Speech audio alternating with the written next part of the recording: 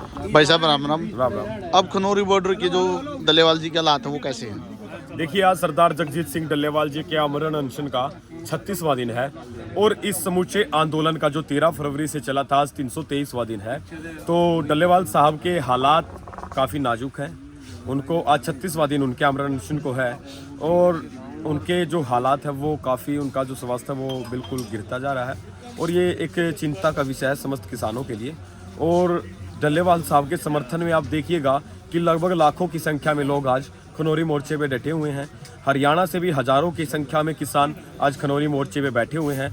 और ये लड़ाई जो एकमात्र वो डल्लेवाल साहब की नहीं है, ना ये लड़ाई एकमात्र बीके एकता सिद्धूपुर की है। डल्लेवाल साहब पूरे देश के किसानों की लड़ाई लड़ रहे हैं। डल्लेवाल साहब की अगर हम बात करें तो डल्लेवाल साहब को एक किसान नेता के तौर पे नहीं, बल्कि डल्लेवाल साहब को एक विचार के तौर पे देखा जाना चाहिए। डल्लेवाल साहब एक विचार है और विचार एक ऐसी स्थिति होती है कि जब कोई बात विचार बन जाती है तो लोगों का उससे जुड़ाव इतना मजबूत होता है कि वो अपने अंतिम उद्देश्य पे पहुंच के ही अपना प्रारूप पूरा धारण करता है। उससे पहले कोई विचार नहीं रुकता। और हम तो सरकार को एक संदेश पहले भी दे चुके हैं इस देश की आज़ादी के इतिहास में कि भाई, जब भी हमने इस देश में विचारों को जन्म दिया है तो भले ही हमारे जो विचार देने वाले लोग हैं वो मिट जाएं, लेकिन विचार हमेशा जिंदा रहता है। आज डल्लेवाल साहब जिस विचार पे चले हुए हैं, आज डल्लेवाल साहब को 36वां दिन है। परमात्मा न करे उनको कोई अनहोनी हो, लेकिन उसके बावजूद भी डल्लेवाल साहब उस विचार के रूप में हमारे अंदर जिंदा रहेंगे। वो इस देश के लिए एक आदर्शवादी किसान नेता के रूप में उभरे हैं। उन्होंने दिखा दिया कि भाई, हर बार जो किसानों की मांगे हैं वो हर बार कुर्बानियां देने से बेहतर है, लाखों किसानों के मरवाने से बेहतर है कि मैं अपनी कुर्बानी देके इस देश के किसानों के लिए एक एमएसपी का गारंटी कानून, इस देश के किसानों की कर्जा माफी और देश के किसानों के लैंड एक्विजिशन एक्ट को इस देश के किसानों के लिए कुछ अच्छा करके जाऊं। आपने कहा मनोज जी भाई, डल्लेवाल जी को कोई दिक्कत हो जाए तो उसके बाद क्या रणनीति रहेगी? उसके बाद हमारे दूसरे किसान नेता हैं सुखजीत सिंह हरचंदे, उसके बाद हमारे तीसरे नेता हैं खोसा साहब, उसके बाद चौथे नेता कोटबुडरा जी, उसके बाद ओलक साहब। तमाम नेताओं की लिस्ट है।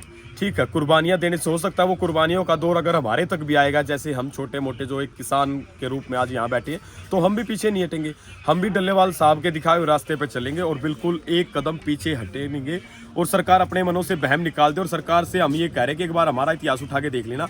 हमने जब भी किसी चीज को लेके, जब भी हमने संघर्ष शुरू किया है तो हम कभी हार के पीछे नहीं लौटे। हमेशा हमारा संयुक्त पंजाब का इतिहास रहा है जीत के अपने घरों की तरफ लौटने का। तो इस आंदोलन को भी हम जीत के अपने घरों की तरफ लौटेंगे और उसके लिए जो भी रास्ता होगा वो रास्ता हम अपनाने के लिए तैयार है।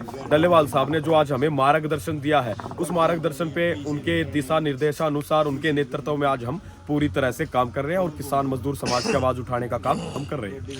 जिस तरह मनोज जी देखा गया रात को, मतलब बहुत से युवा थे जो पैरे पे रखे, वो क्या कारण था? देखिए, मानयोग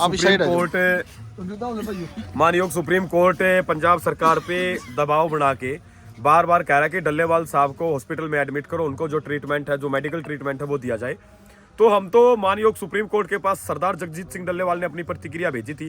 भाई, हमारी मांगे केंद्र सरकार से है, केंद्र सरकार आगे बात करे। भाई, पंजाब सरकार से तो हमारी कोई मांग ही नहीं है ना। हमारा जो संघर्ष है वो केंद्र सरकार के खिलाफ है। केंद्र सरकार ने हमारी मांगों पे बात करनी है। तो मानयोग सुप्रीम कोर्ट जो आज बार बार दबाव बना के कह रहा कि डल्लेवाल साहब को एडमिट करवा जाए, तो डल्लेवाल साहब ने हमें एक ड्यूटी दी है कि मुझे चाहे कुछ हो जाए, लेकिन मुझे इस मोर्चे से हिलने मत देना। मुझे मेरी जान की परवाह नहीं है, मुझे उन लोगों की जान की परवाह है जो सरकार की गलत नीतियों की वजह से अपनी जान दे के जा चुके हैं। और मैं डल्लेवाल साहब के ही ये संदेश है कि मुझे इस मोर्चे से ना उठाया जाए, इसलिए हजारों की संख्या में रात भर युवा वॉलंटियर ड्यूटी देते हैं, हाथ में डंडा और झंडा लेके। तो अपना जो ड्यूटी है, जो मोर्चे का आदेश होता है, ये हरियाणा और पंजाब और साथ में राजस्थान भी है, मध्य प्रदेश से भी साथी आए, बिहार से भी हैं, महाराष्ट्र से भी हैं। तो सभी मिलके वॉलंटियर ड्यूटियां देते हैं और आंदोलन को मजबूती प्रदान करते हैं। हरियाणा के अंदर बहुत से और भी संगठन हैं, लेकिन उनका योगदान कम देखने को मिला है, तो इस पर आप क्या कहना चाहोगे? देखिए भाई, सबके अपना मत होता है, सबके अपने विचार होते हैं, सबका लड़ाई लड़ने का अपना तरीका होता है। भाई, ये लड़ाई जो डल्लेवाल साहब ने जो शुरू की, ये पूरे देश के किसानों की लड़ाई है। अगर इस लड़ाई में कोई ये सोच के अपने घरों पे बैठा कि जी ये तो डल्लेवाल साहब लड़ाई लड़ रहे हैं, हम क्यों जाएं, ये लड़ाई डल्लेवाल साहब की नहीं है। ये लड़ाई पूरे देश के किसानों की है जो अपने घरों पे बैठे हैं। ये भी सुनने में आता है, वो कह रहे कि जी हमें न्योता नहीं दिया। भाई, पहली बात तो यहाँ कोई विवाह शादी का या क्या ऐसा प्रोग्राम नहीं है जहाँ हम आपको घर पे जाके निमंत्रण दे के आए कि आप आइएगा, आप वहाँ आपको भाई न्याय की लड़ाई में कभी निमंत्रण नहीं होता। जिसका जमीर जिंदा होता है ना, वो अपने जिम्मेदारी के साथ उठ के चल जाए। हमें किसने निमंत्रण दिया था भाई? आज हम अपनी पढ़ाई, अपनी परीक्षा दे के आज खनौरी बॉर्डर पे बैठे हैं, हमें तो किसी ने निमंत्रण नहीं दिया। लेकिन ये मेरी जिम्मेदारी है कि आज पूरे उत्तर भारत का सबसे बड़ा किसान नेता सरदार जगजीत सिंह डल्लेवाल हमारी अपनी किसानी मांगों को लेके अपना जीवन दांव पे लगा रहा है। तो क्या हमारी इतनी जिम्मेदारी नहीं बनती कि भाई हम यहाँ आके अपने किसानों की जो बात है, अपने जो किसानों का सहयोग है वो करें?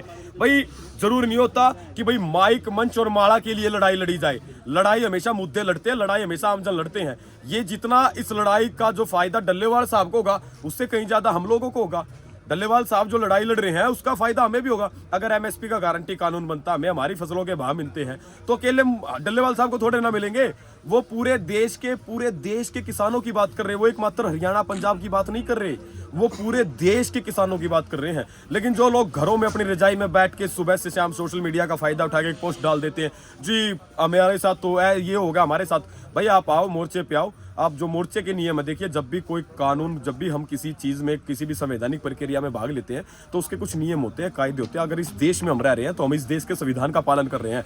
आज अगर हम इस मोर्चे में हैं तो इस मोर्चे का नाम संयुक्त किसान मोर्चा गैर राजनीतिक है, जिसका नेतृत्व डल्लेवाल साहब कर रहे हैं।